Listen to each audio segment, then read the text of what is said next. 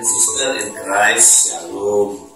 Pada kesempatan yang indah ini kita akan melakukan satu pembicaraan bersama dengan Ibu Metan, tepatnya Ibu Mei Keritan, seorang misionaris yang melayani di Paniai. Paniai itu kurang lebih 300 km dari Nabire, itu kalau jalan daratnya. Dan Bu Meitan ini punya pengalaman yang panjang tentang pelayanan misi. Kita akan menggali cerita-ceritanya supaya saudara semua mendengar, saudara diberkati, dan saudara juga punya kepedulian terhadap misi pemenangan jiwa. Ya, selamat pagi Bu Meitan. Selamat pagi, Shalom. Mungkin kita akan mengawali dari awalnya, mungkin background keluarga Bu Meitan kasih cerita dikit tentang keluarga, terus lanjut dengan perkomentar. Oke, saya keluarga, suami saya orang Texas, sama saya ada 3 dan saya punya anak angkat juga ada 2 orang, jadi mereka ada 5. Jadi dalam pelayanan itu banyak hal yang juga terjadi dalam pelayanan. Jadi saya melayani Tuhan itu dari saya umur 18 tahun dalam pelayanan misi bersama dengan suami. Ya, kalau saya dapat informasi keluarga memang keluarga yang melayani ya. Keluarga ya. Bisa cerita dikit mama atau kalau papa mama saya mereka orang biasa saja. Kalau ibu mertua saya itu mereka adalah orang-orang misi. Jadi orang tua keluarga saya itu dari papa mama mertua mereka semua rata-rata adalah orang misi semua. Suami, keluarga, saudara-saudara itu mereka semua adalah orang misi yang sudah lama stay di Indonesia, dan saya itu ketemu suami itu di Jawa. Khususnya di Surabaya. Ketemunya itu di dalam gereja, dalam pelayanan sama-sama. Ya, jadi waktu itu Bu Meitan belum pernah keluar negeri waktu itu ya. Jadi justru ketemunya di Surabaya. Surabaya. Kok bisa begitu Bu, ceritanya gimana? Jadi ceritanya gini, pada waktu itu kan beliau ini kan diundang khotbah di tempat toko gitu. Nah, pada waktu itu saya ini pimpin pujian, beliau ini khotbah. Jadi saya ketemu dan dia bertanya sama pokok saya, itu siapa? Lalu dia bilang itu adik saya. Sudah punya teman. Lalu pokok saya ini bilang gini, dia sudah punya teman, temannya banyak. Nah, menurut kalau mereka itu teman itu kan boyfriend. Tapi pokok saya menganggap itu saya punya teman itu dalam pergaulan gitu. Dan pokok saya beliau pulang, lalu pokok saya tanya saya, Mei itu anak bule tanya itu. Terus saya bilang, mau tanya apa? Dan ketika dia diundang lagi datang pelayanan lagi sama, tapi waktu itu saya bukan seorang saya singer. Saya tahu singer di gereja, dan di situ dia bilang, saya mau berteman dengan pastor punya adiknya dan gitu. Lalu saya bilang gini, harus puasa 3 hari 3 malam dulu, saya bilang gitu. Nah, mereka orang barat itu kita berikan tantangan seperti itu, dia lakukan. Padahal itu maksudnya cuk ya. Iya, itu saya cuma just kidding saja begitu, tapi dia anggap itu serius. Dan akhirnya puasa 3 malam, pas 3 hari dia datang.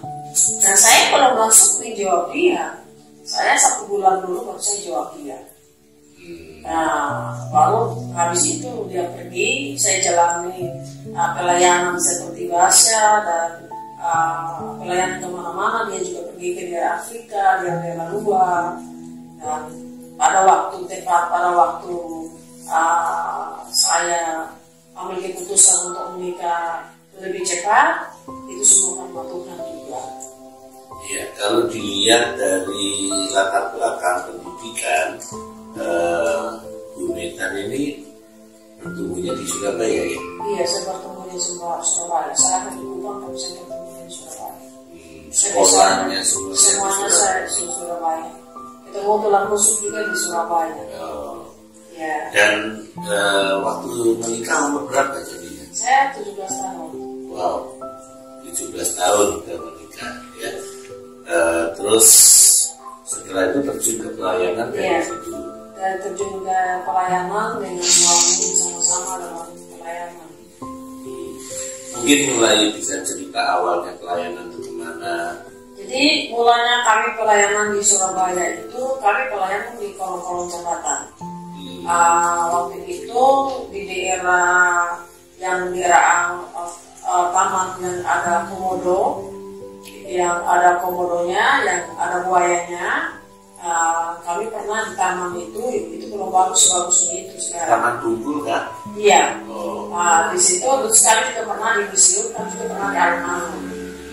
Kami pelayanan itu kami menjangkau pada waktu itu kan banyak anak-anak STM itu sudah pernah langsung berdekat. Jadi kami menjangkau anak-anak muda, generasi muda, karena generasi muda itu perlu diselamatkan supaya ke depan itu generasi ini menjadi generasi yang berdampak untuk Tuhan, untuk bangsa, untuk keluarganya mereka. Jadi mulanya kami melayani orang-orang jalanan, pengamen-pengamen, dan mulai itu kami diterjunkan dari misi untuk kami ke daerah-daerah Kalimantan, daerah Papua, saya balik ke Jawa, ke Sumatera, dan NTT dan hampir seluruh Indonesia saya pergi. Itu dalam tugas misi bersama-sama dengan saudara.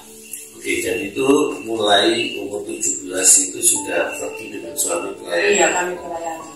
Oke, sekarang mungkin bisa dikasih gambaran di Indonesia sudah dari mana ke mana, terus kemudian pengalaman-pengalaman di ladang misi. Jadi saya kalau di Indonesia sudah cukup lama pelayanan di Indonesia, hampir seluruh Indonesia. Jadi sudah masuk kampung, keluar kampung. Kalau di Aceh, saya pernah di Aceh juga di sebelum tsunami itu kami diminta keluar dari daerah Aceh. Saya juga pernah di Bengkulu, pernah juga di penjara juga, dan di Aceh pernah di penjara. Ya, di Aceh pernah di penjara sama di Bengkulu. Itu dalam pelayanan misi. Jadi terus banyak mengalami banyak hal yang orang tidak senang. Namanya sebagai seorang misi itu pasti ada tantangannya. Dan puji Tuhan itu selalu bela dalam pelayanan misi itu. Jadi setiap daerah itu punya tantangannya masing-masing, punya ujiannya masing-masing. Jadi apalagi kalau di daerah yang sekarang lagi stay di Papua itu tantangannya juga banyak. Untuk menjangkau masyarakat suku-suku yang terelakkan dan saya juga cukup lama juga di Kalimantan juga. Ya, mungkin Bu Metan bisa cerita pengalaman atau aniaya yang pernah dialami itu apa saja?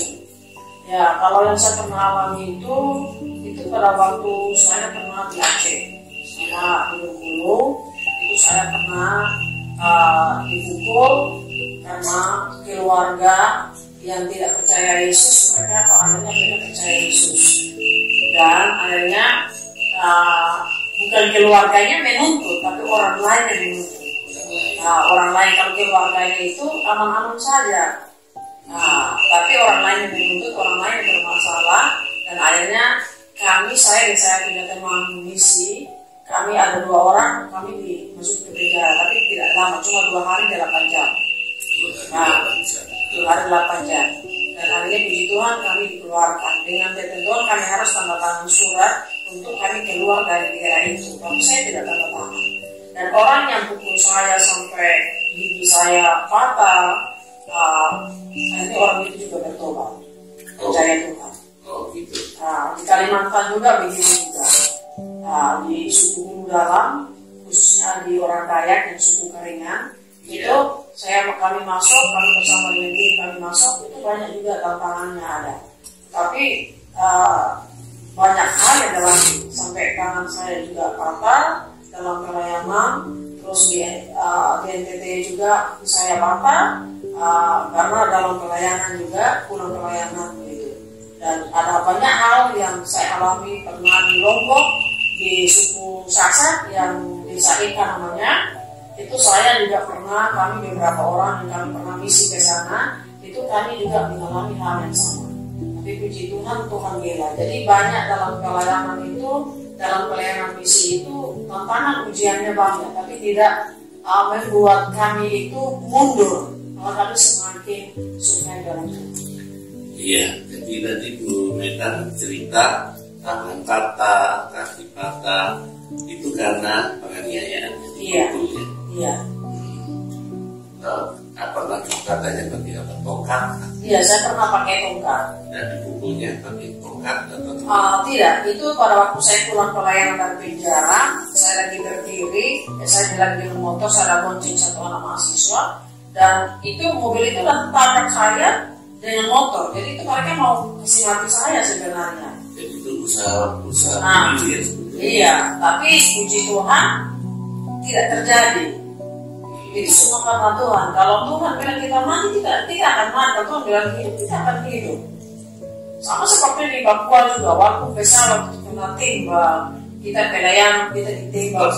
Naik pesawat terus ditembak? Iya, ditembak sama KKB.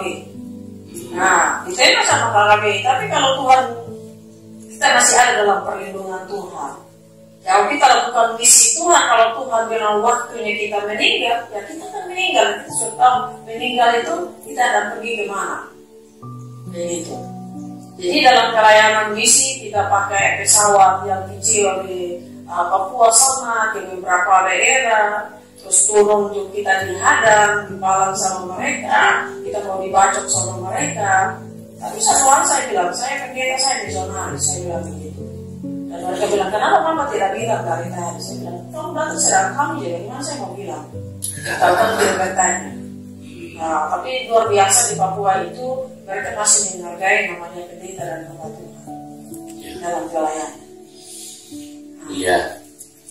Jadi saudara, kalau kita mendengar sampai di sini ada tantangan, ada aniaya, mungkin bagi kita yang mendengar itu justru wow, udah nggak usah kesana lah, kalau jadi misionaris lah, gitu, cari pelayanan yang aman-aman saja gitu ya. Tapi kalau buat Bu Metan tadi bicara, justru pengalaman-pengalaman itu membuat semangatnya menggebu-gebu malah berkobar. Iya. Kenapa ya? Karena Bu Metan punya prinsip nanti hidup di tangan Tuhan. Amin. Ya. Bagaimana dengan saudara? Ya, kira-kira saudara berani tidak seperti itu? Ya, membayar harga pengorbanan Yesus di kayu salib yang sudah menyelamatkan kita dengan melayani orang lain, biarpun ada tantangan, ada risiko. Ya, nah, kita lanjutkan ya pembicaraan dengan Bu Metan. Jadi sebenarnya waktu lahir pertama sampai usia 17 tahun sekarang itu kondisinya normal semua ya? Saya normal semua. Saya kejadian ini tahun 2005. Pas jam 1 siang tanggal 1 Januari tahun 2005. Apa itu? Kaki. Nah. Ya. Kalau gak keberatan boleh cerita apa yang terjadi yang membuat kaki jadi cacat? Jadi kaki saya patah cacat ini karena dalam pelayanan misi Di NTT. Nah, pada waktu saya turun pelayanan dari penjara. Itu yang mau ditabrak. Yang mau ditabrak itu. Jadi kaki saya ini tidak pakai pen. Tapi dengan kaki yang patah ini saya sudah pergi ke bangsa-bangsa. Papua tinggal Tolikara yang saya mau pergi. Satu kemurahan Tuhan itu bagi saya. Semua daerah sudah saya masuk semua. Tolikara. Iya, tinggal Tolikara yang saya mau pergi. Gimana saudara? Mau jadi misionaris? Ya, biarpun ada harga yang dibayar. Saya teringat dengan seorang tokoh yang bernama Brother Andrew, penyelundup Alkitab terkenal ya. Pekerjaannya penuh risiko, penuh bahaya, dan satu kali dia ditanya sama seorang anak Tuhan, Pak, kenapa Bapak menempuh risiko itu? Apakah tidak takut dengan bahayanya? Ditangkap lah, nanti masukin penjara, dianiaya, karena Bapak menyelundupkan Alkitabnya ke negara-negara komunis, menyelundupkan Alkitab ke negara Cina, ke Rusia, bahkan sampai ke Arab, ya, ke negara-negara yang radikal di sana. Dan luar biasa jawabannya dari Brother Andrew. Dia berkata, tempat yang teraman dalam hidup kita ini adalah di pusat daripada kehendak Tuhan. the safest place in the world is in the center of the will of God. Ya, nah, maka kita percaya itu. Kalau percaya itu Tuhan memanggil saudara di mana, ya penuhi, karena itu tempat yang teraman. Jangan cari tempat aman. Gak ada tempat aman dalam dunia. Ya, orang makan tersedak di leher aja bisa mati. Ya, ada satu rekan hamba Tuhan hari ini tidur, besok sudah gak bangun. Ya, orang bilang sudden death, mati mendadak. Ya, tidak ada tempat yang aman dalam dunia kecuali in the center of the will of God. Percaya saudara? Nah, kita lanjutkan ya dengan pengalaman-pengalaman Bu Metar. Ya, kalau lihat ceritanya Bu Metar yang dalam misi mengalami banyak hal itu ya, seakan-akan Bu Metar ini tidak punya tanggungan, seakan-akan nggak punya anak, maksudnya menikah ya, tapi nggak punya anak, jadi bebas saja pergi sini pergi sana. Tapi ternyata Bu Metar ada anak ya. Iya, nah, mungkin bisa cerita tentang anaknya berapa? Ya, jadi anak saya itu ada 3 orang yang kandung. Ada 2 itu anak angkat. Nah, jadi yang satunya sudah meninggal. Meninggal dalam tugas pelayanan misi itu di daerah Afrika. Ya, dalam tugas misinya itu dia juga pernah koma 9 bulan dan dia meninggal dalam banyak hal yang dialami. Anak pertama. Iya, anak laki-laki yang paling besar. Ya, itu koma terus meninggal atau koma hidup lagi pelayanan terus baru? Tidak, dia pelayanan sudah misi sudah cukup lama. Dari dia berumur 15 tahun itu dia sudah misi. Ya. Dia sudah misi, sudah pernah juga ke Indonesia, sudah keliling Indonesia juga. Dan dia ditugaskan ke daerah Afrika, itu daerah Sudan. Nah, dan dia bersama dengan teman-temannya mereka pelayanan di sana, dan akhirnya segala sesuatu kan kita kan tidak tahu. Nah, dia tidak tahu. Jadi makanya Tuhan itu buat semuanya itu baik. Begitu. Jadi ada teman bilang gini, kalau suami meninggal itu masih tidak apa-apa, tapi kalau anak yang meninggal masih akan apa itu? Rasanya tidak mampu. Tapi saya setelah bilang gini, waktu itu saya bilang gini, Tuhan percayakan kita anak, itu cuma kita kelola, kita memisahkan, kita mempertemukannya.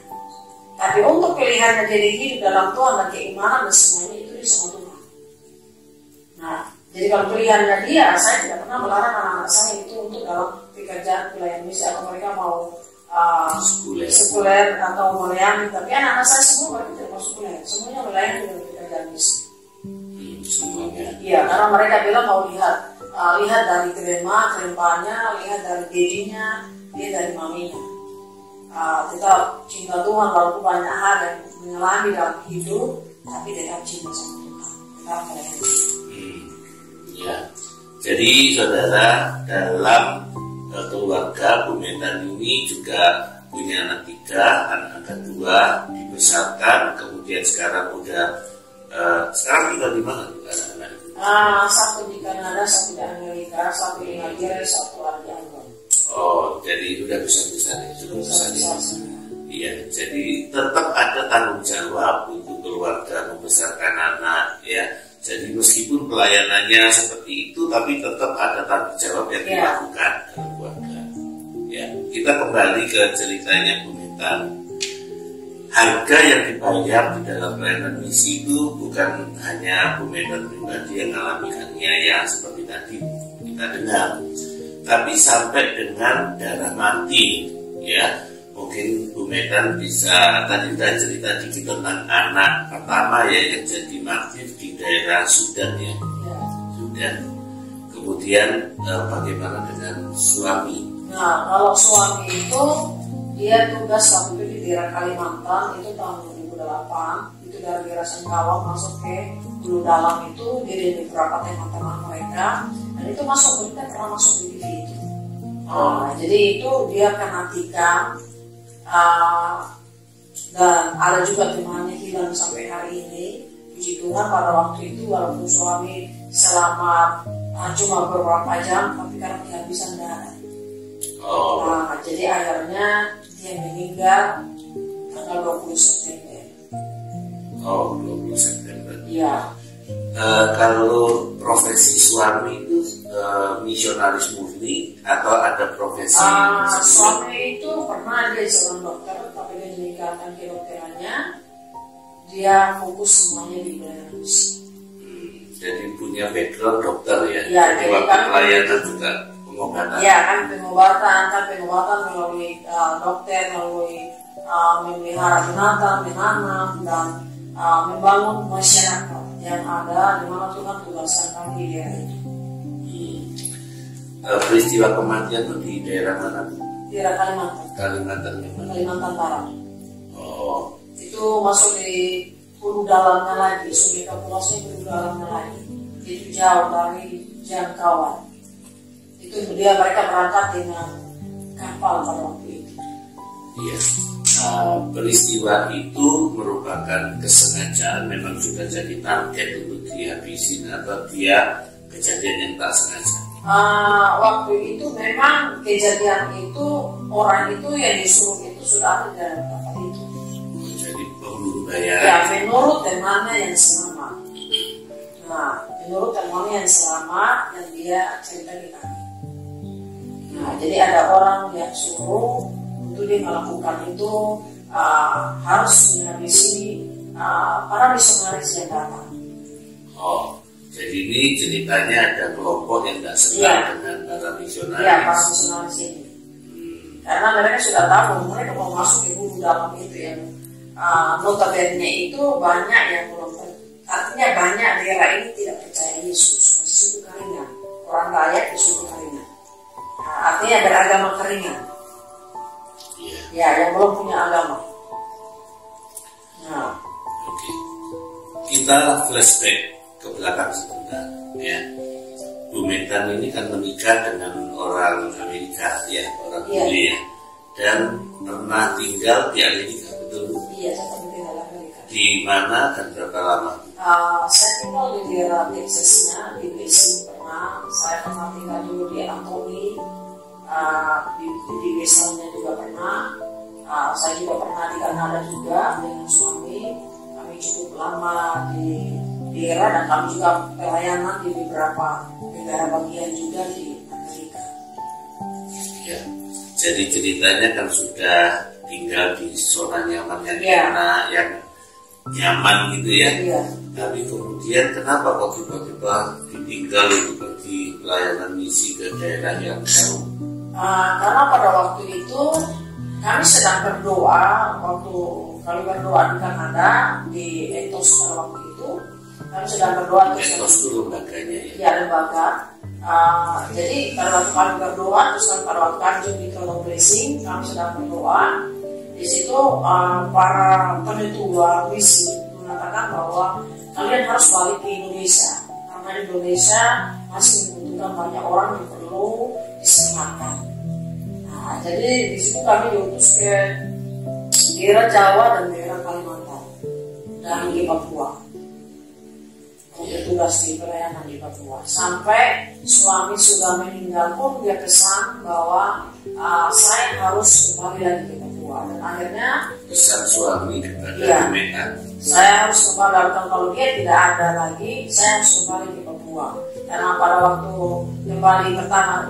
pertama itu saya dan suami, kedua itu saya tidak suami, ketiga ini pun saya tidak suami, itu saya bisa meninggal juga. Jadi tahun 2009 itu yang kedua kali saya ke Papuanya. Jadi tahun 96 itu saya dan suami di Merauke, dan akhirnya beliau sudah meninggal dan minta saya kembali, dan tahun 2009 saya kembali ke Papua. Dan selama saya di sana, saya pelayanan di beberapa daerah yang kami belum pernah pergi, dan saya akhirnya tugas lagi di Ambon lagi, pelayanan 5 tahun di Ambon. Dan akhirnya pada waktu saya mau pindah ke NTT, mau kembali Kalimantan, Tuhan bilang kembali pergi di Papua. Akhirnya saya kembali ke Papua lagi tahun 2019 sampai hari ini. Saudara, kalau kita mendengar cerita Bu Metan, suami meninggal di Kalimantan sebagai martir, ya. Anak sulung meninggal di Sudan sebagai martir, ya. Harusnya ini kan membuat Bu Metan berkata, cukup sudah, saya kembali aja tinggal di kota. Ya, kenapa? Karena kenapa kok itu Tuhan izinkan terjadi kan gitu ya. Tapi ternyata Bu Metan ini tetap terjun di pelayanan misi meskipun sudah ada 2 orang yang jadi martir dalam keluarga. Mungkin bisa cerita motivasinya apa, kenapa kok semangatnya masih berkobar? Karena begini, saya lihat dari pengorbanan Yesus itu kita belum bisa bayar. Ya, jadi pada tahun 2019 itu kami pertemuan misi di Timur Leste. Itu mentor saya bilang, walaupun kamu suami anak sudah meninggal dan kamu sudah cacat, kamu belum bisa bayar pengorbanan Yesus. Dan saya lihat bahwa Yesus pun sendiri meninggalkan surganya, meninggalkan kehidupan semua namanya dan semuanya. Dia memberi hidupnya bagi kita. Nah, kita ini belum apa-apa, Pak Heru. Kita ini belum apa-apa. Kita belum bisa memberi yang terbaik buat Tuhan. Jadi saya melihat dari suami dan anak saya, kalau mereka memberi hidupnya mereka itu habis-habisan, saya mau ketemu dengan suami saya dan anak saya. Nah, jadi firman Tuhan katakan bahwa buat apa kita mempertahankan nyawa kita kalau kita akan kehilangan nyawa kita. Nah, dan Galatia 2 ayat 20 bilang bahwa kita hidup ini bukan karena kita lagi, melainkan Tuhan Yesus itu kebenaran itu yang hidup dalam kehidupan kita. Sebab hidup yang kita hidup sekarang itu karena Tuhan, karena Kristus yang hidup dalam kehidupan. Jadi semua yang bisa itu yang saya hadapi, memang saya pernah down. Saya pernah bilang begini, Bapak, kenapa Bapak harus pilih saya? Kenapa saya harus mengalami banyak hal? Dan saya pernah bilang begini, kenapa saya mengalami banyak hal dalam hidup saya, tantangan ujian yang banyak sekali. Dan saya bilang begini, kenapa Tuhan bilang jaga kita, lindungi kita, tapi kenapa kami bisa mati dan sebagainya? Di satu sisi ketika saya ambil waktu untuk saya doa puasa di situ, Tuhan bilang kamu bicara bodoh, kamu boleh bisa bayar darahku yang tertumpah mati hidup saya begitu. Jadi saya lihat dari sisi hal itu, saya tetap mencintai Yesus apapun yang terjadi, walaupun nyawa saya sendiri itu yang harus bayar. Iya. Jadi tadi Bu Metan berkata, saya kepingin ketemu suami dan anak saya. Itu maksudnya kalau perlu lewat jalan yang sama gitu ya. Ya kalau Tuhan mengizinkan. Karena hal yang saya sudah alami, sekiranya saya juga akan mati. Orang tidak akan mati. Ada 12 murid Tuhan Yesus. Iya. Ada yang lain kalau Yudas kan bunuh diri. Yang lain kan rata-rata mati martir. Yohanes, ya yang dia dekat yang Tuhan Yesus kasihi. Dia dekat dengan Tuhan Yesus. Dan Tuhan Yesus bilang kalau dia izinkan mati, dia mati. Itu dia sudah masuk dalam gua lininya, dia buang ke Pulau Patmos, tapi dia nggak mati. Yeah. Kalau dia nggak masuk dalam rencana Tuhan di balik semua, jadi kita, saya ambil hikmahnya saja. Ya, saya juga pernah diwawancara begini sampai saya menangis. Jadi saya bilang Tuhan jangan saya wawancara, jadi saya menangis lagi begitu. Nah, jadi satu hal bahwa kita menangis itu karena begini. Mengingat banyak hal yang terjadi dalam hidup. Jadi itu satu kebenaran bagi saya bahwa mereka itu kepunyaannya Tuhan, miliknya Tuhan. Kita ini tidak selamanya itu ada di dunia ini. Kita ini cuma sementara. Nah, yang selamanya itu kita pulang, kita punya rumah yang benar-benar yang in heaven itu. Nah, jadi kalau Tuhan izinkan kita bisa mengalami hal-hal yang terjadi itu, dia tahu kita punya kemampuan. Kita punya kesanggupan itu di mana. Semua orang tuh Tuhan memberikan talenta, karunia beda-beda, dan dia memberikan kemampuan juga beda-beda. Karena tidak semua orang tuh bisa mengalami hal, karena orang bisa mengalahkan Tuhan. Nah, saya juga pernah merasa sendiri. Nah, ketika banyak hal yang saya alami, saya merasa sendiri. Tapi ketika saya ingat suami dan anak saya suara Tuhan mengatakan, you gak alone. Kamu gak alone. Kamu bersama dengan aku yang selalu menemani. Suamimu itu cuma sementara, anak itu cuma sementara, tapi aku ini selamanya bersama dengan. Disitulah saya selalu memberi hidup saya untuk jiwa-jiwa yang ada di Indonesia. Ya, saudara, kalau belajar secara kekristenan, maka saudara akan tahu bahwa 12 murid Yesus kecuali Yudas ya sudah, tapi kan digantikan sama Paulus. 12 murid Yesus hampir semuanya meninggalnya lewat aniaya, jadi martir, kecuali Yohanes yang tidak disebutkan. Sudah digoreng tapi tidak mati, dibuang ke Pulau Patmos, ya. Jadilah kitab Wahyu, Tuhan kasih penglihatan-penglihatan. Nah, hanya Yohanes yang mati buah, ya, tapi murid-murid lain itu mati-mati semua. Mungkin kita akan bertanya, ya, di mana Tuhan? Kenapa tidak melindungi murid-muridnya? Apa Tuhan nggak sanggup menolong mereka? Katanya juru selamat. Tapi kenapa muridnya semuanya mati-mati? Saya juga pernah bertanya hal yang sama. Kenapa Tuhan izinkan? Kenapa Tuhan tidak menolong? Katanya Tuhan Maha Kuasa. Ya, sampai saya dapat satu pelajaran yang indah. Ya, saya nggak bicarakan di sini, tapi pelajaran itu intisarinya adalah mereka mati sebagai martir itu seizin Tuhan. Ya, dan mati-mati bukan karena Tuhan jahat, bukan karena Tuhan tidak sanggup menolong, melindungi mereka, tapi mati-mati itu adalah jalan pintas menuju tahta Tuhan. Ya, Tuhan kan berkata disediakan mahkota. Ya, nah itu tidak semua orang Kristen mati masuk surga dapat mahkota, tapi mereka yang melakukan kehendak Tuhan itu akan duduk bersama dengan Dia. Makanya di Wahyu itu ada kata barang siapa menang, dia akan dudukkan di atas tahta.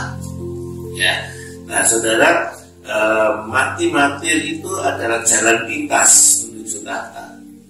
Ya, makanya seharusnya anak-anak Tuhan itu kalau mengerti itu ya, dia tetap tidak takut untuk bermisi untuk memberitakan Injil.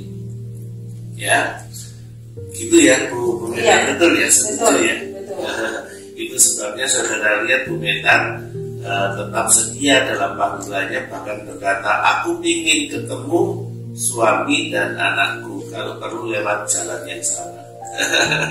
Gimana saudara? Oke, kita gali lebih jauh lagi dari Bu Medan. Masih ada cerita-cerita yang penganiayaan atau persekusi yang belum mau ceritakan?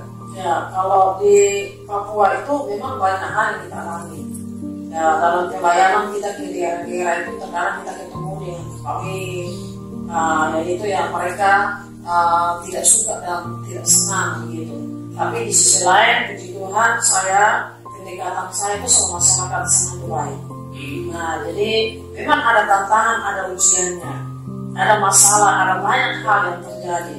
Tapi ketika Tuhan ada di pihak kita, pasti Tuhan akan bilang kita. Walaupun tantangan dan Tuhan percayakan melayani di masyarakat di pedalaman Papua, di Oinarapali sana, satu anugerah Tuhan, saya bisa melayani mereka. Tidak semua orang tuh bisa masuk di daerah situ dan memberi hidup, memberi makan mereka, semuanya untuk mereka. Nah, bentar Bu, kita berhenti dulu satu cerita yang tadi menarik yang belum detil ya. Katanya pernah naik pesawat ditembak sama KKB. Iya. Kena nggak itu pesawatnya? Pesawatnya kena. Terus melakukan pendaratan darurat. Iya, pendaratan darurat. Mungkin bisa cerita lebih detil itu. Ya, jadi pada waktu itu saya ke Puncak Jaya sama Jaya Wijaya. Oh, Puncak Jaya sama Jaya. Itu daerah pada waktu itu daerahnya mereka tuh di sana. Terus saya pernah ke Ilaga. Jadi ada beberapa tempat yang kami pernah pergi itu mereka tembak pesawat. Nah, dan itu pesawatnya itu ditembak dan akhirnya kami kembali untuk mendarat. Tentu itu pesawat kecil. Pesawat yang kecil yang paling banyak. Yang pada waktu itu ada muat 6 orang di dalam. Oh. Jadi kapal yang pilot di dalam. Tapi nggak ada penumpang kena, nggak ada pesawat. Puji Tuhan tidak kena, cuma kena pesawat saja. Oh, tapi berhasil kembali. Puji Tuhan dengan baik dan bersama-sama. Oke, iya. Oke, bisa cerita sekarang Bu Medan pelayanan Papua, mungkin bisa ceritakan pelayanan Papua. Ya, kalau pelayanan di Papua ini, sekarang itu saya pelayanan dan ada Tuhan percayakan di dalam pelayanan itu di Presiden Papua, dan kami melayani 600 lebih anak-anak Papua untuk sekolah, rumah singgah, baik mendidik karakter mereka. Dan puji Tuhan dengan rumah singgah yang ada banyak anak-anak Papua yang dulunya itu hidup di Aigon, dicuri dan lain sebagainya. Puji Tuhan mereka semua diberikan sama Tuhan, dan saya harus melayani mereka, kasih makan dan memberi semuanya. Jadi bukan cuma jiwa dan rohnya, tapi tubuhnya juga kita kasih semuanya sama mereka. Ini yang Ibu ceritakan ini yang di Bania. Iya, yang di Bania. Berapa timnya Bu Meta? Kami di sana itu ada 13 orang. Dari mana saja itu? Itu ada yang dari Medan, ada yang dari NTT, ada yang dari Jawa, ada yang dari Pekanbaru. Itu adalah guru-guru kontrak yang dikontrak oleh pemerintah, dan mereka punya hati untuk melayani sama-sama di rumah singgah dan tempat ibadahnya kita. Dan saya tidak banyak gaji mereka, saya tidak bisa bayar gaji mereka, dan mereka melayani. Kalau pas ada biarkan itu saya kasih sama mereka. Begitu. Kalau tidak ada, tidak ada.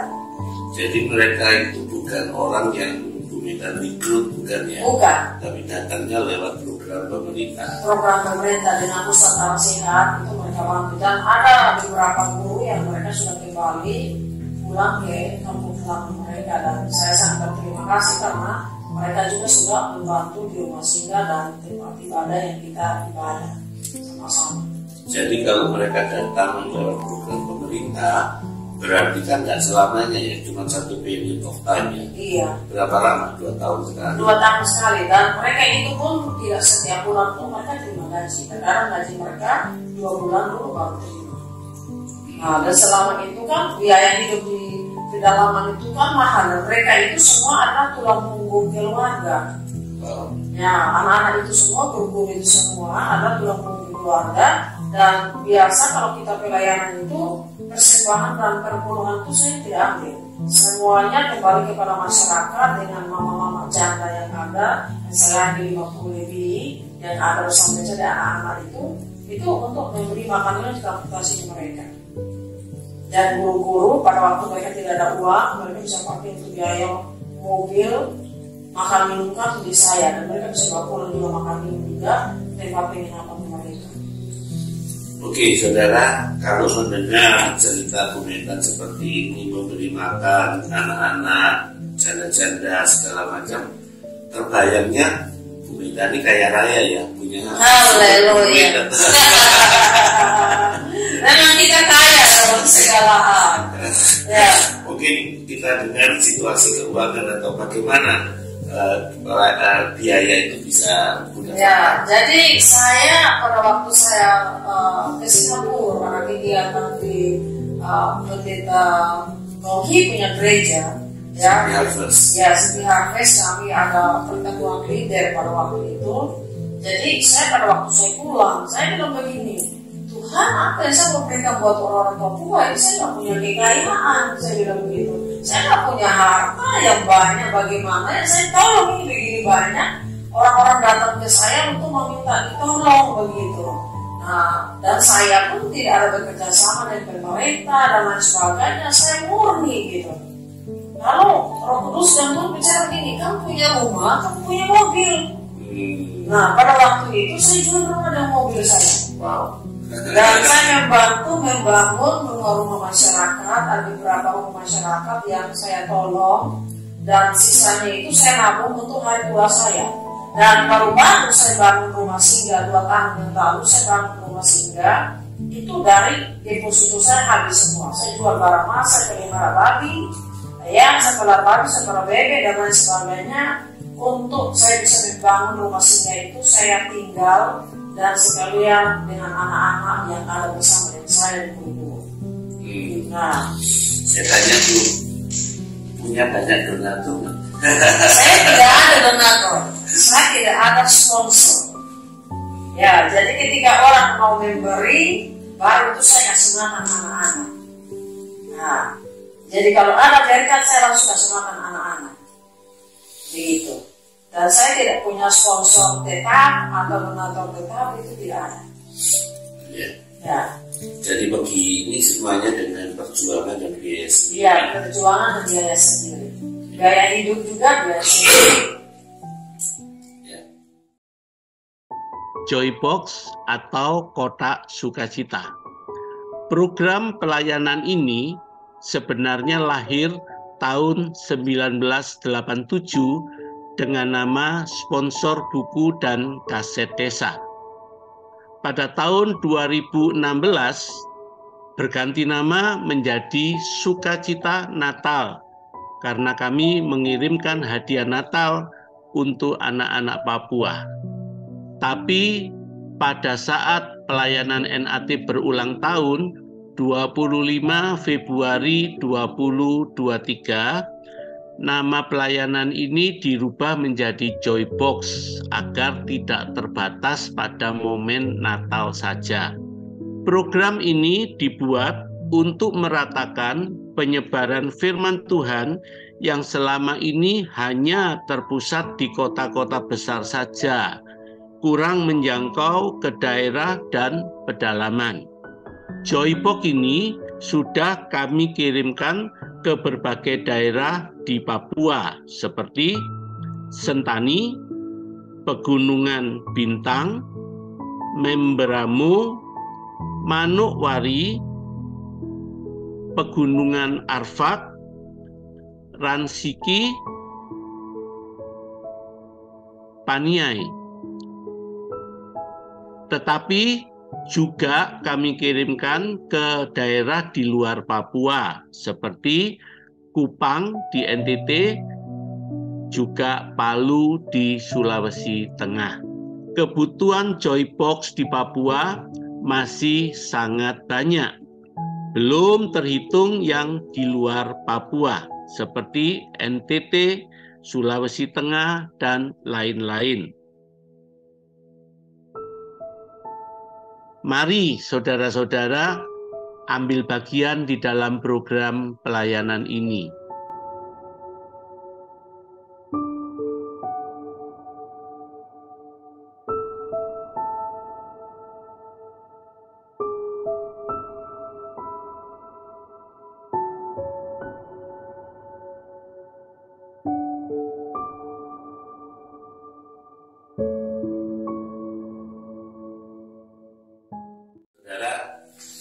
Saya kenal beberapa misionaris, terutama di Papua, yang seperti Bu Metan ini, ya.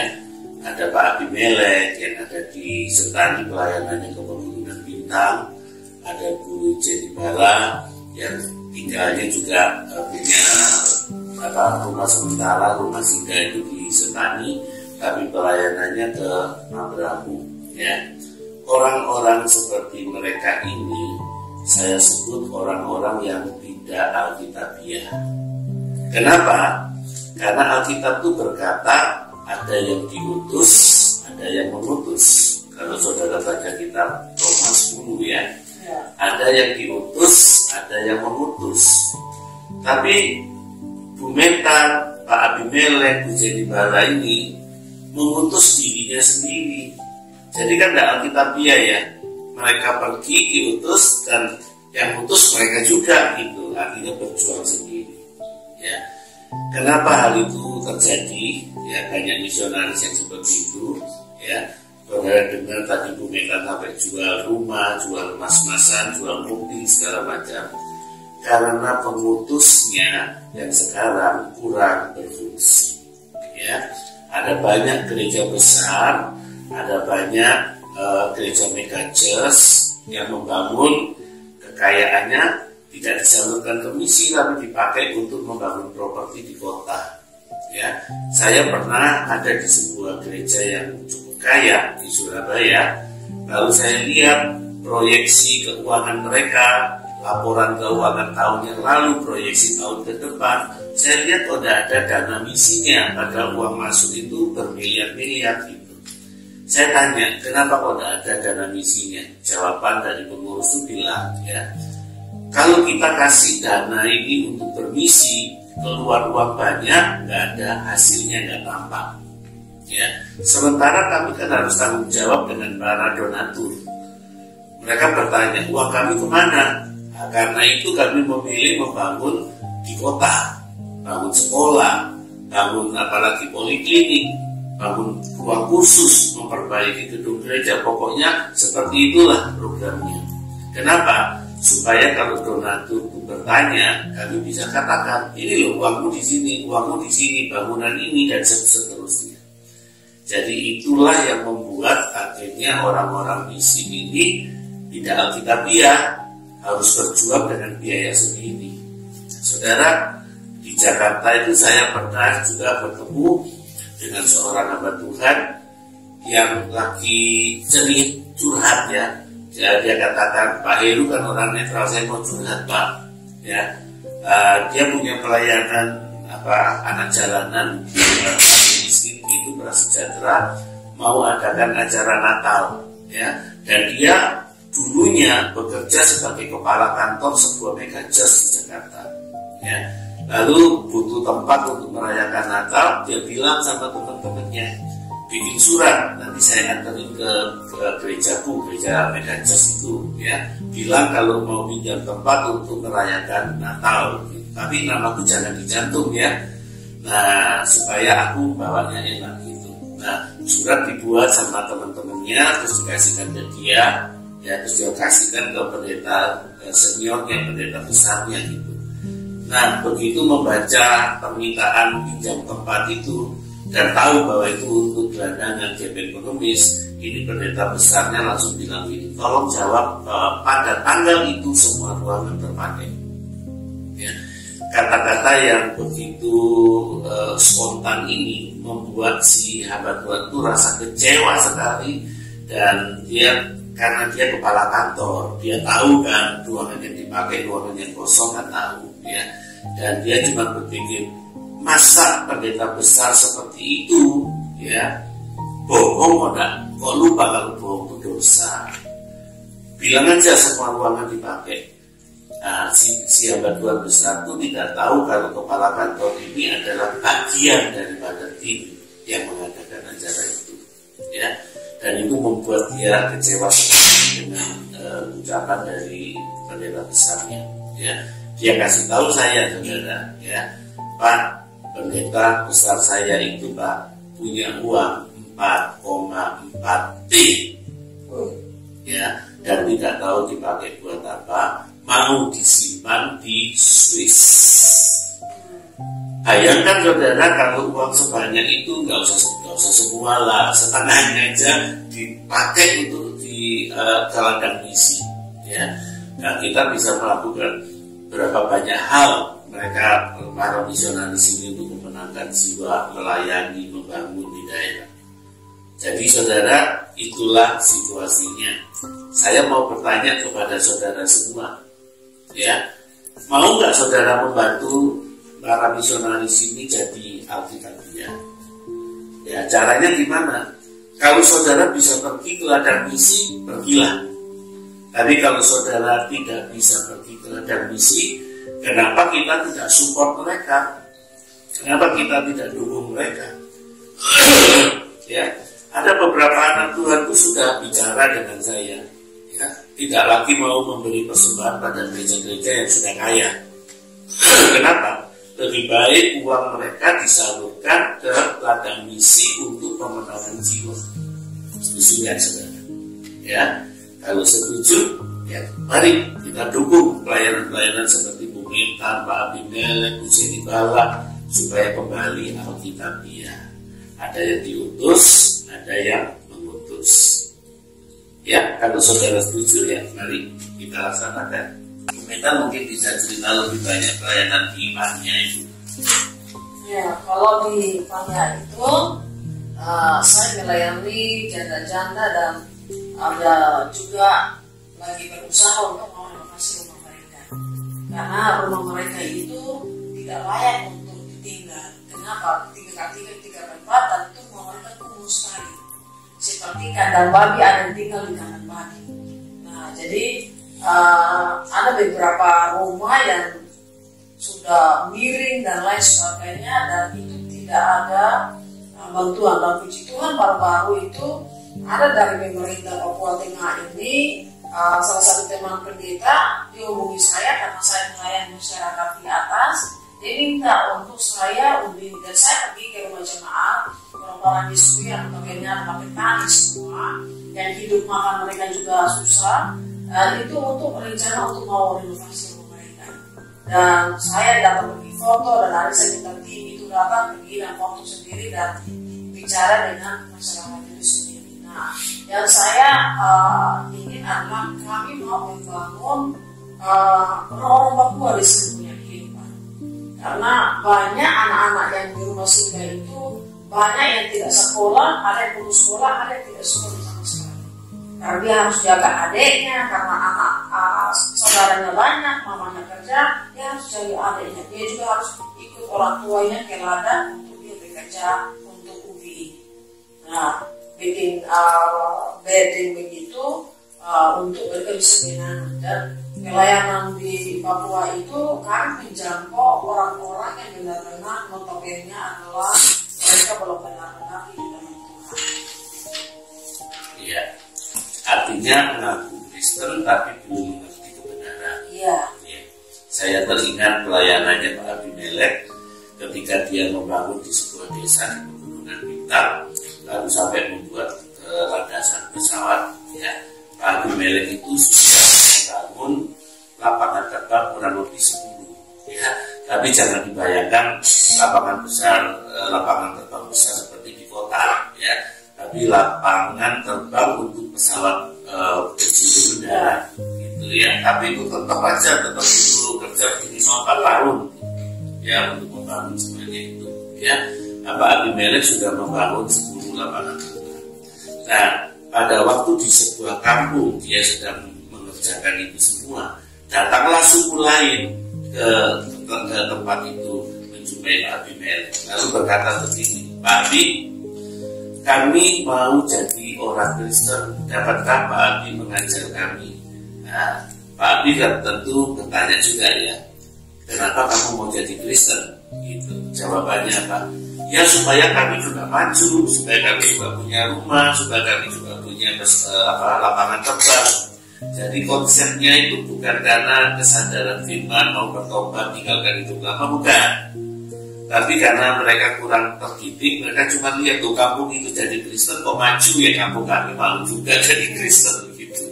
Ya, jadi karena itu pelayanan di sini masih terus diperlukan, ya, untuk menjelaskan kebenaran kepada mereka, membuat mereka percaya Yesus karyanya sampai kelahiran baru, ya.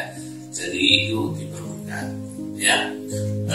Gitu. Sekarang spesifik, ya, metodenya. Mungkin Bu Meta bisa ceritakan dalam kondisi sekarang ini poin-poin apa yang Bu Meta perlukan untuk panitia. Yang saya perlukan itu adalah guru. Tapi tentu yang tidak dibayar Bu Meta, ya. Ya, tapi dibayar saja. Dan dia harus cari sponsor. Jadi artinya yang ada sponsor. Iya.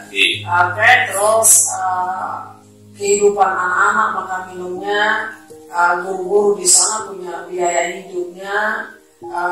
Terus saya juga mau. Berarti poinkan tuh, satu, guru yang ada sponsor, yang kedua biaya makan minum anak-anak murid. Dan guru. Nah, sebentar ini berapa muridnya? Ada 600 lebih. 650 kira-kira. 635. 635 tepatnya, ya. Ya. Kemudian untuk guru-guru biaya hidup. Jadi makan minum untuk janda-janda dulu di sana. Yang keempat, makan minum untuk janda-janda. Janda-janda. Kalau guru ini tadi biaya hidup, ini berapa guru yang ada? Guru sekarang tuh yang sisa itu ada 8. Ada 8, ya. Ada 8. Jadi 5 sudah pulang. Iya. Jadi biaya hidup untuk 8 orang guru. Iya. Kemudian yang janda-janda itu ada 54 ibu-ibu janda di sana. Iya, jadi itu beri makan mereka, terus kebutuhan mereka juga. Saya biasa Kalau biasa mereka bawa sayur dan lain sebagainya itu mereka minta beras, ada yang minta uang beli sabun, beli lain-lain sebagainya. Tapi juga kebutuhan material juga ada yang misalkan buku sekolah, buku bacaan Alkitab. Ya, kami butuh Alkitab. Kami butuh Alkitab dan kami lagi berdoa untuk cari tanah untuk bisa membangun asrama penginapan sekalian kami, karena rumah singgah itu kami membina anak-anak itu punya karakter hidup di mereka. Jadi pembinaan kerohanian mereka dan juga belajar. Iya. Pakaian layak pakai. Ya, pakaian dan layak pakai, sepatu, buku tulis. Kayak baru-baru pernah Pak Heru dengan teman-teman yang kirim snack. Nah, itu mereka sudah sekali, mereka senang sekali. Iya. Saudara, kami dulu mengumpulkan pakaian layak pakai untuk kita kirimkan ke Papua supaya mendukung para misionaris sini. Ya, pakaian layak pakai itu bahasa lainnya adalah pakaian bekas. Ya, waktu kami kumpulkan, kami menerima banyak orang yang mengumpulkan itu. Kami cukup terkejut karena waktu kami sortir itu kita bagi dua. Ada yang bisa dikirimkan ke Papua, ada juga yang tidak bisa dikirimkan alias harus dibuang. Karena kalau yang ini pakaian bekas, kalau yang satunya bekas pakaian. Jadi saudara bisa ngerti ya, ada yang sudah sobek-sobek bolong, ada yang kotor kumel, ada yang bau, ya. Jadi di lantai 1 kami rumput 3 lantai, ada yang kasih koper isi pakaian bekas ya di lantai 1, begitu dibuka baunya sampai lantai 3. Ya, jadi kadang-kadang orang Kristen itu harus diajar atau harus belajar untuk memberi yang baik. Saudara, mereka itu juga manusia, mereka juga sesama. Pak Abimelek pernah mengeluh waktu menyalurkan pakaian dan disortir, dibuka di sana ternyata nggak bisa dipakai, dan orang Papua itu sempat bilang begini, Bapak, kami ini juga manusia. Artinya apa? Ya jangan diperlakukan seperti itulah. Kalau mau beri, berilah yang terbaik begitu. Jadi kami memang harus membuang yang tidak layak itu, tapi kami sudah butuh-butuh juga. Jadi kalau ada yang mau tahu, tadi saya kirimkan apa-apa yang tidak layak pakai atau yang tidak tepat, ya. Masa orang Papua disumbang high heels, ada yang sumbang jas, ya. Orang Papua ngapain pakai jas? Oh, ada gunanya sih kalau jas. Tapi bilang kalau mau bawa kayu dari hutan, kan potong kayu bakar atau apa gitu, jas itu berguna bagiku supaya nggak luka gitu. Ada yang kasih pakaian dancer, ya, dancer gereja yang ada yang sitrut atau yang itu ya, apa sitrut sama yang satunya yang lobang-lobang tuh loh, pakaiannya kurang bahan. Ngapain kasih pakaian pesta, pakaian kota yang seperti itu ke orang Papua? Jadi akhirnya Pak Abimelek itu katakan kepada saya, kalau mau sumbang pakaian untuk Papua, tidak usah yang aneh-aneh, tidak usah yang macam-macam. Ya, jangan seragam sekolah yang sudah ada tanda tangannya banyak temannya itu yang sudah kotor semua, ada. Ya, kasihlah celana pendek sama kaos. Ya, itu aja sudah, jangan kirim yang lain-lain ya. Jadi itu tidak berguna. Itu justru akan high cost, karena kirim ke sana kan mahal. Ya, padahal nggak bisa dipakai. Ya, dan tolong kalau ada yang mau kasih barang-barang seperti itu ya, jangan gunakan kesempatan ini untuk bersihin rumah gitu.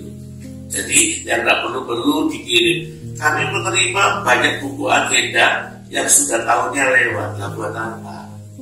Ya, jadi majalah-majalah yang sekuler buat apa?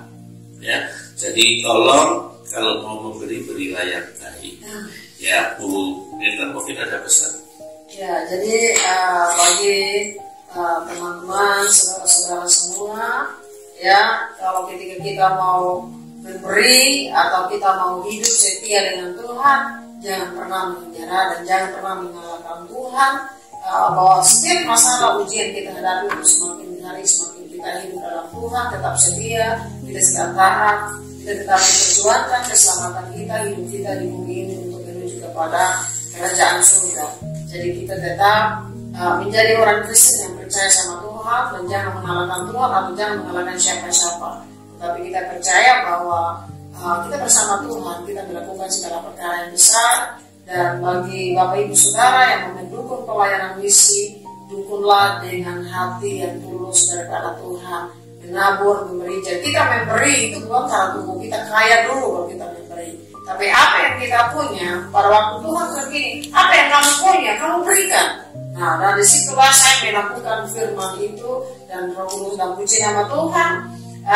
Saya selama suami sudah meninggal sudah 16 tahun ini, saya tidak pernah minta uang di anak-anak saya atau di keluarga saya tidak pernah minta karena saya percaya burung di udara Tuhan pelihara, tanaman tidak ada dagangnya Tuhan pelihara, dan kita melebihi daripada itu semua. Terima kasih. Ya. Yesus berkati. Bu Meta kalau bilang bahwa perginya sebenarnya kan swadaya ya, bisa berusaha sendiri. Bertahan selama ini di ladang misi pasti juga mengalami banyak mujizat. Iya. Ya toh. Nah, mungkin satu mujizat yang cukup spektakuler, mungkin bisa cerita tentang jiwa-jiwa bagaimana Tuhan itu. Ya. Jadi ketika saya mau membangun rumah singgah, karena saya harus kumpulkan uang dulu dan lain sebagainya untuk membangun rumah singgah. Dan pada waktu saya mau bayar tukang, karena tukang minta uang untuk bayar mereka, saya bilang iya nanti baru bayar. Nah pada waktu itu saya tidak ada uang. Nah dia minta 10 juta waktu itu. Dan itu saya tidak ada uang untuk saya bayar mereka. Dan besok malamnya ada yang hubungi saya, Oma datang ke sini nanti saya mau memberkati pelayanan. Dan dia pas kasih 10 juta pas yang saya butuhkan. Dan saya kasih ke Tuhan. Dan puji nama Tuhan, selama saya hidup ini sudah 50 tahun lebih, saya tidak pernah hutang atau saya pinjam apa kredit karena saya percaya Tuhan. Dan banyak mujizat Tuhan. Kalau saya bilang hidup kita ini sudah mujizat Tuhan yang paling terbesar dalam kita punya kehidupan. Dan banyak ketika kebutuhan kita mau butuh mau ini, Tuhan cukupkan dan Tuhan arahkan. Jadi kita bless to bless gitu. Ya. Terakhir ini kalau nggak salah berkat mobil betul. Betul. Ada satu teman pendeta di Jakarta, dia datang ke pelayanan kami dan lihat sendiri anak-anak sendiri kami muat mereka sampai 5 mobil, kasih pulang ke mereka punya rumah, kasih naik mama-mama, dan akhirnya dia punya anak ini punya mobil. Anaknya punya mobil, anak perempuannya ini punya mobil. Akhirnya dia kasih mobilnya. Jadi pada waktu mobilnya datang, saya juga berangkat pada ikut kegiatan juga di Bali. Nah, jadi mobilnya ada di rumah. Ya, di Banyai. Mereka kirim dengan pakaian-pakaian, kasih masuk di dalam mobil, ada tas buat anak-anak Papua dan mama-mama di sana. Mereka ada yang sudah dapat, ada yang belum saya bagi, karena saya tunggu biar itu nanti hadiah Natal bagi mereka nanti. Ya, saudara, kami pernah mengirimkan bantuan barang-barang Alkitab sedia atau banyak. Nah itu kita cuma bisa kirimnya sampai Nabire, ya dari Jawa ke Nabire.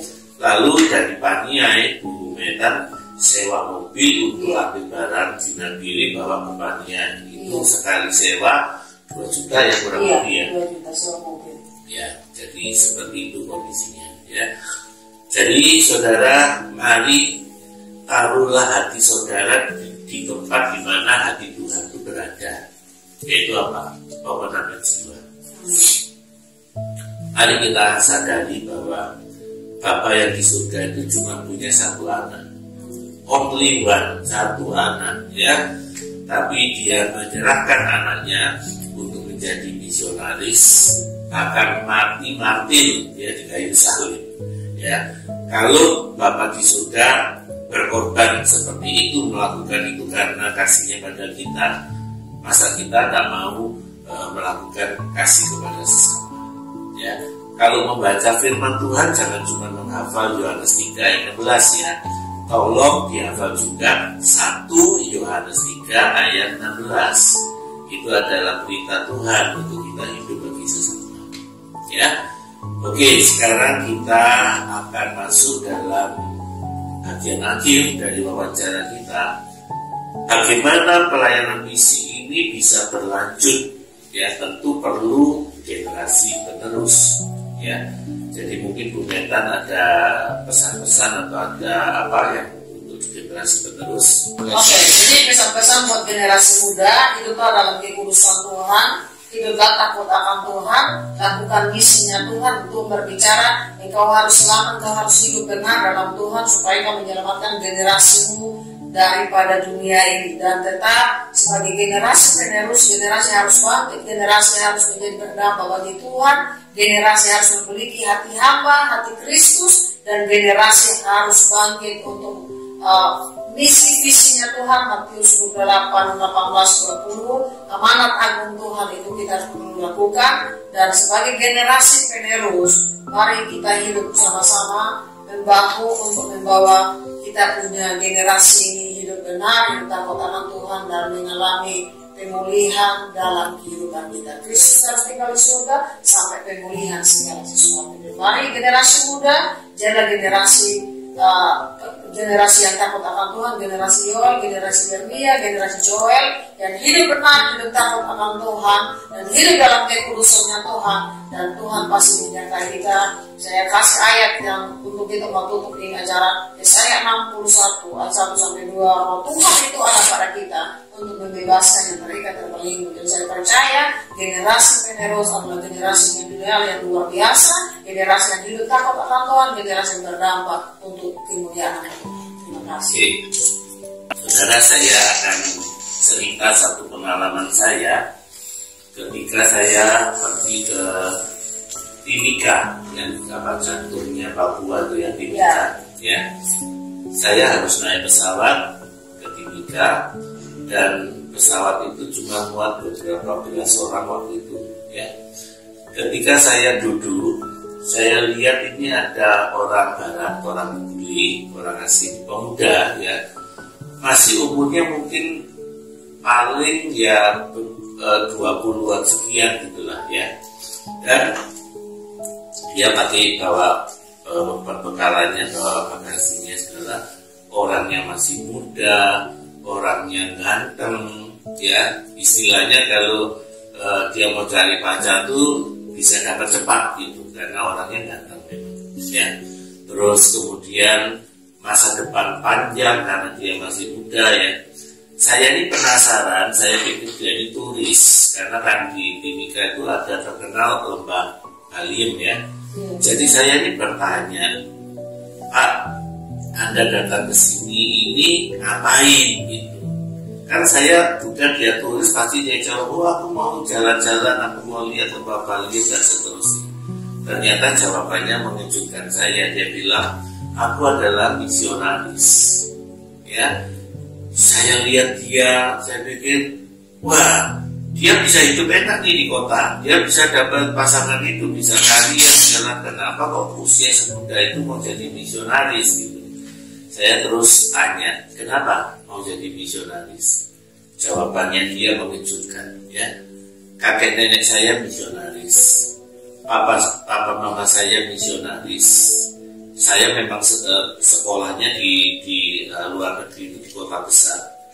Tapi papa mama saya mati sebagai mati, ya. Dan darah mati itu kemudian menantang saya untuk meneruskan pelayanan orang tua saya. Ya, luar biasa. Ya, gara-gara orang tuanya mati di ladang Tuhan, anak-anaknya pun merasa panggilan yang sama untuk melanjutkan pelayanan orang tuanya. Ya, jadi kematian di ladang misi itu bukanlah suatu hambatan atau suatu alasan untuk kita berhenti melakukan misi. Ya, saya cuma berpikir, ada nggak orang Indonesia yang seperti pemuda ini? Ya, ini orang Jerman. Ya, ada nggak pemuda Indonesia yang berani bermisi bagi Tuhan seperti pemuda. Ya, mari saudara renungkan, kalau saudara punya anak-anak yang lebih dari satu, ya, dan kenapa tidak saudara dorong mereka untuk terjun ke ladang misi? Minimal satu lah, kasih itu Tuhan gitu, ya. Sebab kan anak sulung juga milik Tuhan, ya toh. Jadi kenapa tidak saudara dorong mereka? Kenapa kita orang tua selalu takut untuk membiarkan anak-anak itu kalau mau terjun ke ladang misi? Ya, kalau kita seperti itu, maka ladang misi akan habis. Kenapa? Isinya tadi Bu Meta sudah bilang, orang tua semua. Ya, saya ketemu Pak Abimelek, tunjukkan saya tongkat. Ya, saya tanya, itu tongkat apa Pak? Kawan-kawan saya di Amerika kasih saya tongkat, ini tongkat estafet dengan pesan, serahkan tongkat ini kepada kaum muda yang mau meneruskan pelayanan Pak Abimelek di Pegunungan Bintang. Dia sudah pegang tongkat itu bertahun-tahun belum diserahkan. Kenapa? Karena belum ada generasi penerusnya. Ya, kita punya banyak kaum muda di gereja, terutama di kota. Ya, kita punya banyak euforia waktu mereka merasa sudah bertobat lahir baru, senang-senang di gereja dengan segala macam acara. Tapi kalau ditanya, siapa yang mau terjun ke ladang misi? Siapakah yang mau pergi untuk aku? Jadi saya berkata, ini aku Tuhan, utuslah aku. Banyak orang sekarang berkata, ini aku Tuhan, tapi utuslah tetanggaku. Ya, apakah itu layak? Apakah itu pantas didengar oleh Tuhan? Ya, jadi saudara, mari kita renungkan, mari kita juga teruskan berita ini kepada yang lain, pada anak-anak kita, mungkin cucu kita. Tantanglah mereka untuk berani terjun ke ladang misi. Ya, itu cerita saya. Kita akan berdoa dengan Bu Meta. Ya. Bapak, kami sangat bersyukur karena Tuhan begitu hebat dan luar biasa dalam hidup kami. Terima kasih buat anugerah yang terbiasa yang Bapak berikan bagi kami. Kami berdoa bagi generasi kami Tuhan, adalah generasi kami dipulihkan oleh Tuhan. Dan generasi kami adalah generasi yang memiliki hati buat Engkau Yesus dan jiwa-jiwa yang banyak terhilang di luar sana. Pakai kami gereja-gereja-Mu Tuhan, hamba-hamba Tuhan yang ada untuk membawa dampak bagi dunia ini melalui generasi yang ada. Kami bersyukur berkati Pak Heru bersama dengan timnya semua dalam pekerjaan pelayanan dan berkati semua umat-Mu di seluruh muka bumi ini. Kami percaya para misionaris yang akan mengalami mujizat Tuhan melalui kehidupan kami, banyak generasi dipulihkan, dibangkitkan oleh Tuhan. Terima kasih, kami bersyukur dalam nama Yesus. Haleluya. Amin.